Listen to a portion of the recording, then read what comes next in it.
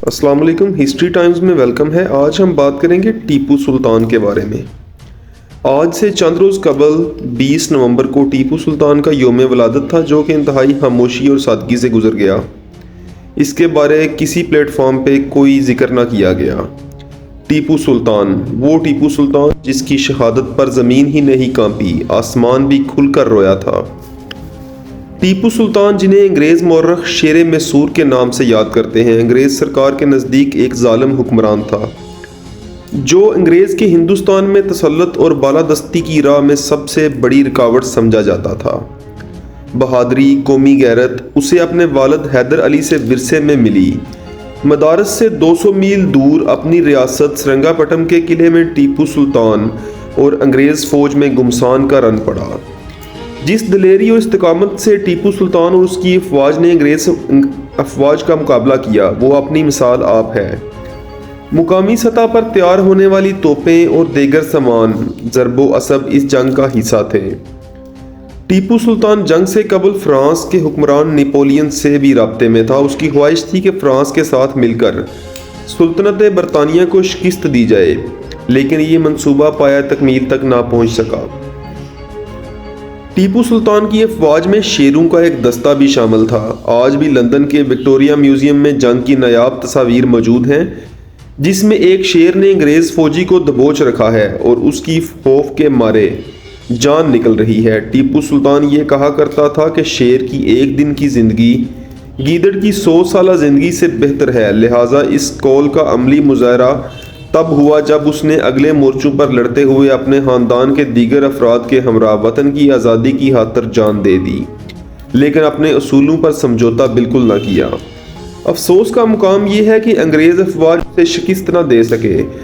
अगर निज़ाम ऑफ हैदराबाद की सिपाह का एक दस्ता गद्दारी ना करता, लिहाजा 1799 से लेकर आज तक हमारी हर शिकस्त तकसीम करो और हुकूमत करो, डिवाइड एंड रूल की हिकमत अमली के बरहूने मिन्नत चली आ रही है।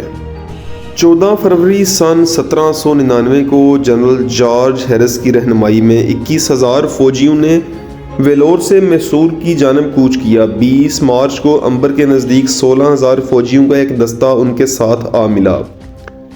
इसमें कनौर के करीब जनरल स्टुअर्ट की कमान में 6,420 फौजियों का दस्ता भी शामिल हो गया। इन सभी ने मिलकर टीपू सुल्तान के श्रंगापट्टम के किले पर चढ़ाई कर दी। मशहूर तारीखदान जेम्स मिल अपनी किताब the history of British India में लिखते हैं कि ये वही टीपू सुल्तान थे जिनकी आधी सुल्तनत पर 6 बरस कबल अंग्रेज़ों ने कब्जा कर लिया था। उनके पास जो ज़मीन बची थी उससे उन्हें सालाना 1 करोड़ रुपए से थोड़ी ज़्यादा आमदनी होती थी, जबकि उस वक्त इंडिया में अंग्रेज़ों को मिलने वाला कुल ज़र मुबादला 90 लाख पाउंड यानी 9 करोड़ रुपए था। आहिस्ता आहिस्ता उन्होंने श्रंगापट्टम के किले को घेर लिया और 3 मई 1799 को तोपों से हमला करके उसकी सदर दीवार में सुराख कर दिया। हालांकि सुराख ज़्यादा बड़ा नहीं था, तो भी जॉर्ज हैरिस ने अपने फौजियों को इसके ज़रिए किले के अंदर भेजने का फ़ैसला किया। असल में उनके पास कोई और रास्ता नहीं था, उनकी फ़ौज भूखी थी। बाद में हैरिस ने कैप्टन मैल्कम के सामने खुद कबूल किया कि मेरे हैमे पर तैनात अंग्रेज़ गार्ड इतना कमज़ोर हो चुका था कि अगर इसे धक्का दिया जाता तो वो नीचे गिर जाता। 3 मई की रात तकरीबन 5,000 फौजी, जिनमें करीब 3,000 अंग्रेज़ थे, हंदकों में छुप गए ताकि टीपू सुल्तान की फ़ौज को उनकी सरगर्मी का पता ना चल सके। जैसे ही हमले का वक्त नज़दीक आया, टीपू सुल्तान से गद्दारी करने वाले शख्स मीर सादक ने फ़ौजियों को तनख्वाह देने के बहाने पीछे बुला लिया। एक और तारीखदान मीर हुसैन अली खान करमानी ने अपनी किताब हिस्ट्री ऑफ टीपू सुल्तान में कर्नल मार्क विल्क्स के हवाले से लिखा है, टीपू के एक कमांडर नदीम ने तनख्वाह का मसला खड़ा कर दिया था, इसलिए दीवार के सुराख के पास तैनात फौजी भी उसके पीछे चल दिए। इसी वक्त अंग्रेज़ों ने पीछे से हमला बोल दिया। इस दरमियान टीपू के एक बहुत वफादार कमांडर सईद गफ़ार अंग्रेज़ों की तोप के गोले से हलाक हो गए। करमानी लिखते हैं कि जैसे ही गफ़ार की मौत हुई, किले से गद्दार फौजियों ने अंग्रेज़ों की जानब सफ़ेद रुमाल हलाने शुरू कर दिए। ये पहले से तय था कि जब ऐसा किया जाएगा तो अंग्रेज़ फ़ौज किले पर हमला बोल देगी। जैसे ही सिग्नल मिला, अंग्रेज फौज ने दरिया के किनारे की जानब बढ़ना शुरू कर दिया, जो वहां से सिर्फ 100 गज के फासले पर था। दरिया भी महज 280 गज चौड़ा था और कहीं टहने तक पानी था तो कहीं कमर तक। मेजर अलेक्जेंडर एलन अपनी किताब an account of the campaign in Mysore में लिखते हैं, हालांकि अंग्रेज़ों की आगे बढ़ती हुई फौज को किले से बड़ी आसानी से तोपों का हदफ बनाया जा सकता था, फिर भी हंदगों से निकलकर अंग्रेज़ फौजी महज 7 मिनट के अंदर किले की दीवार के सुराख से दाखिल होकर बरतानवी झंडा लहराने में कामयाब हो गए। सुराख पर कब्जा हासिल करने के बाद बरतानवी फौज 2 हिस्सों में तकसीम हो गई।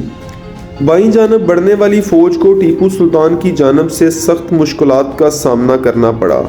टीपू की फौज के साथ दस्त बदस्त मुकाबले में इस दस्ते की रहनुमाई करने वाले कर्नल डनलप की कलाई पर तलवार से गहरा जख्म लगा।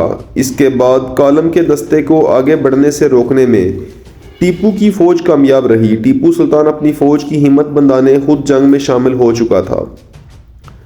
डनलप की जंग लेफ्टिनेंट फारक्यूहार ने ली, लेकिन वो भी जल्द हलाक हो गए। 4 मई की सुबह टीपू ने अपने घोड़े पर सवार होकर किले की दीवार में होने वाले सुराख का मुआयना किया और उसकी मरम्मत का हुक्म दिया। इसके बाद वो गुस्ल के लिए चले गए। करमानी लिखते हैं कि सुबह ही इनके नजूमी ने आगाह कर दिया था कि वो दिन इनके लिए अच्छा नहीं है, इसलिए शाम तक इन्हें अपनी फौज के साथ ही रहना चाहिए। गुस्ल के बाद टीपू ने गरीबों में पैसे बांटे। चीना पटना के एक पुजारी को इन्होंने 1 हाथी, तिल की 1 बोरी और 200 रुपये दिए। देगर ब्राह्मणों को टीपू ने काली बकरी, काले कपड़ों से बनी 1 पोशाक और 90 रुपये के अलावा तेल से भरा 1 बर्तन भी दिया। इससे कबल उन्होंने लोहे के बर्तन में रखे हुए तेल में अपना साया देखा। उनके नजूमी ने बताया था कि ऐसा करने से उन पर आने वाली मुसीबत टल जाएगी। उन्होंने महल में वापस लौटकर रात का खाना खाया। खाना शुरू ही किया था कि उन्हें अपने कमांडर सईद गफ्फार के हलाकत से मुतल्लिक खबर मिली। गफ्फार किले के मगरबी सिरे की हिफाजत के लिए तैनात फौज की क़ियादत कर रहे थे। लेफ्टिनेंट कर्नल अलेक्जेंडर बैटसन अपनी किताब a wave of the aversion and conduct of the war with Tipu Sultan में लिखते हैं, टीपू ये खबर सुनते ही खाना छोड़कर उठ गए। उन्होंने हाथ धोए और घोड़े पर सवार होकर उस जगह की जानब निकल पड़े जहां दीवार में सुराख हुआ था, लेकिन उनके पहुंचने से पहले ही अंग्रेज़ों ने वहां अपना झंडा लहरा दिया था और किले के दूसरे इलाके की जानब बढ़ना शुरू हो चुके थे। इस जंग में टीपू ने ज़्यादातर लड़ाई आम फौजियों की तरह पैदल ही लड़ी, लेकिन जब उनके फौजियों की हिम्मत टूटने लगी तो वो घोड़े पर सवार होकर उनकी हिम्मत बढ़ाने की कोशिश करने लगे। मार्क विल्क्स लिखते हैं कि अगर टीपू चाहते तो जंग के मैदान से भाग सकते थे। इस वक्त किले के कमांडर मीर नदीम किले के गेट की छत पर खड़े थे, लेकिन उन्होंने अपने सुल्तान की तरफ कोई ध्यान नहीं दिया। टीपू तब तक जख्मी हो चुके थे। जब टीपू किले के अंदरूनी गेट की जानब बढ़े तो उनके बाएं सीने से एक गोली निकल गई। उनका घोड़ा भी मारा गया था। उनके साथियों ने उन्हें डोली पर बिठाकर जंग के मैदान से बाहर ले जाने की कोशिश की, लेकिन वो इसमें नाकाम रहे क्योंकि तब तक वहां लाशों का ढेर लग चुका था।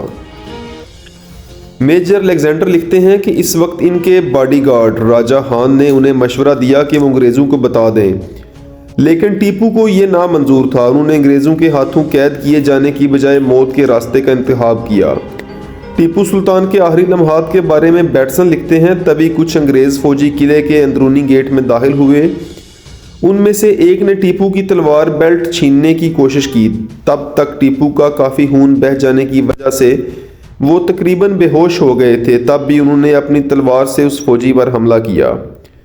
फिर उन्होंने उसी तलवार से एक और अंग्रेज़ फौजी के सर पर वार किया।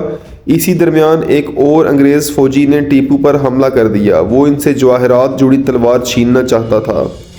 इस वक्त वो ये नहीं देख सके कि उन पर किसने तलवार चलाई थी।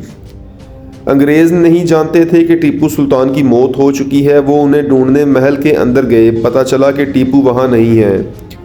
टीपू का एक सिपा सलार उन्हें उस मुकाम पर ले गया जहाँ टीपू गिरे थे। वहाँ हर तरफ लाशें और जख्मी फौजी पड़े हुए थे।